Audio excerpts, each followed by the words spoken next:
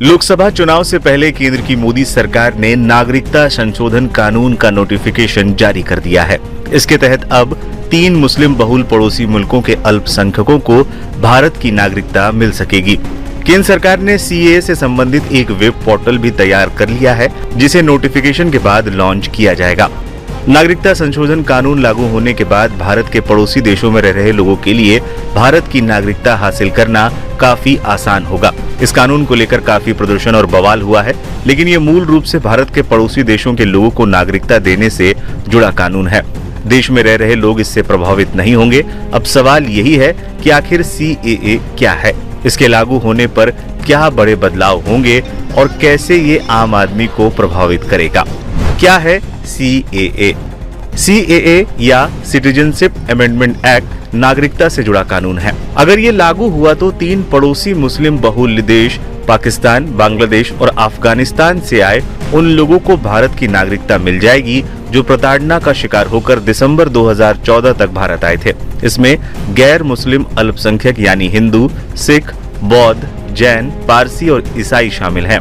नागरिकता संशोधन बिल पहली बार साल 2016 में लोकसभा में पेश हुआ था। यहां से पास हो गया, मगर राज्यसभा में अटक गया था। कुछ समय बाद इसे संसदीय समिति को भेज दिया गया।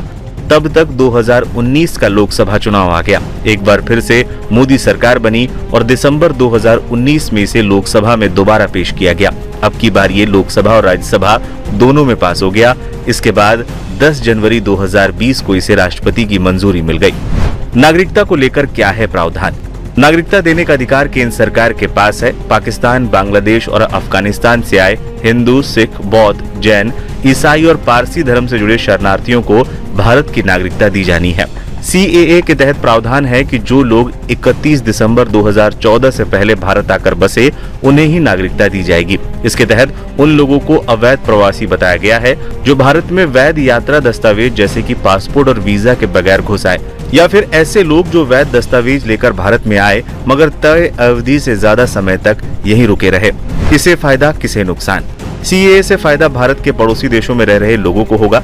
पाकिस्तान, बांग्लादेश या फिर अफगानिस्तान में जिन लोगों को धर्म के आधार पर परेशान किया जा रहा है, ऐसे लोगों को सीएए के जरिए आसानी से भारत की नागरिकता मिल जाएगी। इस कानून से किसी को सीधा नुकसान नहीं होगा। हालांकि पड़ोसी देशों से लोगों के आने पर भारत की आबादी जरूर बढ़ेगी। मौजूदा समय में भारत दुनिया का सबसे ज्यादा आबादी वाला देश है। पड़ोसी देशों से लोगों के आने पर देश के संसाधनों पर दबाव बढ़ेगा। इसका असर देश की जनता पर भी पड़ेगा। क्यों हुआ था सीएए का विरोध? पिछली बार जब इस कानून को लागू करने की कोशिश की गई थी, तब दिल्ली के शाहीन बाग समेत देश के कुछ हिस्सों में इसके खिलाफ विरोध प्रदर्शन किया गया। इस कानून में मुसलमानों का जिक्र नहीं होने को लेकर विवाद है। इस वजह से सरकार पर धार्मिक भेदभाव का भी आरोप लगा था।